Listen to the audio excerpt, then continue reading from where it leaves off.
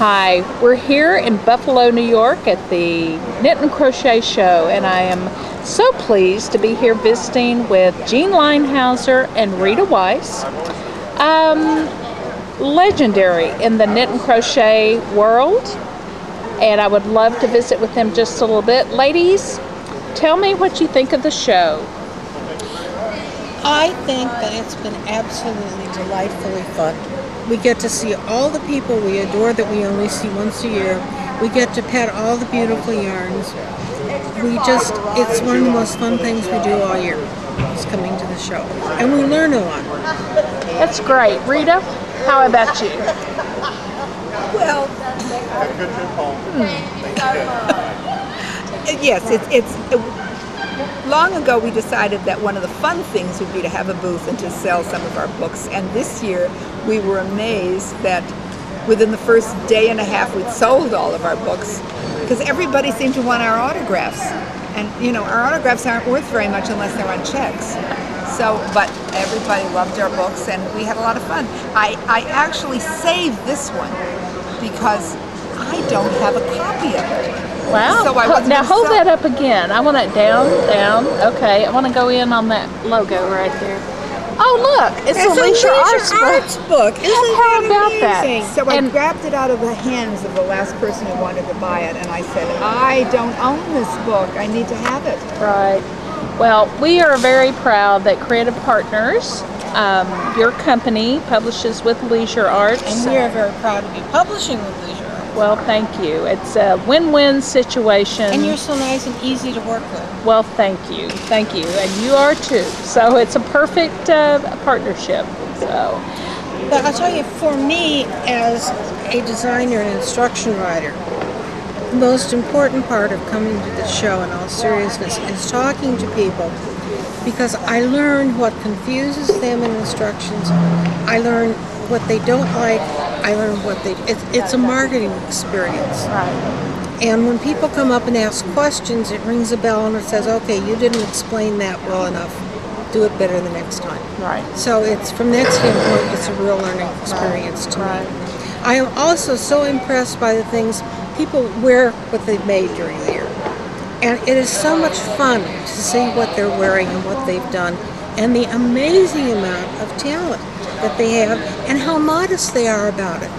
They don't think it's anything great, and I'm sitting here thinking, wow, what a design. And they say, oh, well, you know, I just take that. Well, it's exciting to see a whole new young group of designers coming up through the ranks, and this is a perfect place to see what they're doing. It absolutely is. Right. It absolutely I is. think one of the best things about this Knit and Crochet show are the classes that are offered. I don't believe the amount of classes and the fact that people sign up and attempt to take those. One of the classes was offered in tatting, not just knit and crochet, tatting. 20 people signed up for tatting. Yes, 20 people signed up to take a tatting class. Now, I'm not sure that the 20 people learned how to tat because it's very difficult to learn. But they wanted it, they were interested in doing it. I thought it was very telling. And it wasn't just classes on, you know, making certain stitches. It was some very creative kind of things. And I think more and more people are designing their own things. They have the courage now to start out and say, I know how to do this, I know how to make a stitch, and they're taking classes in sizing, they're taking classes in instruction writing. They're realizing they too can do this. You don't have to be a professional. You can adapt something. One of the other exciting things is to see how many men were now taking classes. This year, more than ever. More than there ever. Were men here. Men.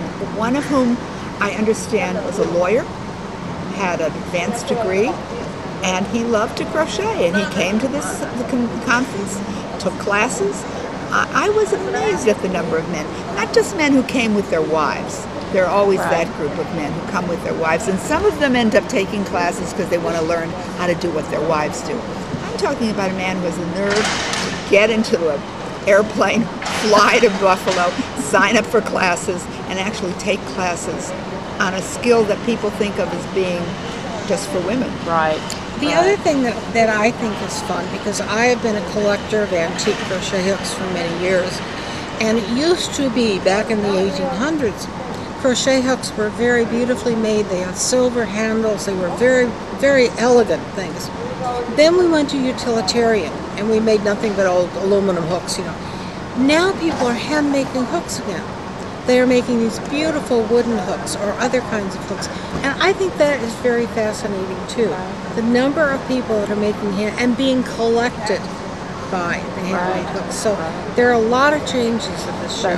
Right. Rita, I wanted to touch on one other thing. Rita is the president of the Crochet Guild of America, and so she has very important duties at these shows. And so tell me just a little bit about the Crochet Guild of America. Well, it's made up of 2,700 members, 2,700 people who have joined and hold membership. But we also have 68, I believe it's now 68 or 69 chapters. And the chapters, a chapter is formed, anybody can form a chapter. One member of the chapter has to be a member of the Crochet Guild, and the other ones become affiliated with the Crochet Guild of America. And we had a meeting, a chapter meeting, one evening. It was sponsored by Clover Hooks. And we sat around and talked about the things that the chapters are doing. And I was so impressed with the things that the chapters do, not just the charities. They all make things for charity, but the things they do to increase the interest in crochet, the demonstrations that they have. One of the chapters actually put on a show in a mall. Wow. And they had classes. I was very impressed with what the chapters are doing. And all the chapters wanted more information, so we're going to sort of try to get some of the information out to them. But the Crochet Guild of America is a great organization for people who really want to promote the skill of crochet. Right. And is there a website for Yes. and what is that? Do you know that address? Yes. Okay. Crochet.org. Hey, that's easy. Crochet.org. That is great. But it's an international organization, the membership from all over the world. And we had many people here today this week, teaching from all over the world. Yes. It's exciting. That's fabulous. Yeah. That's fabulous. Thank you so much Thank for you. joining me, and just look forward to more Crochet Guild meetings. And Absolutely. thank you so much.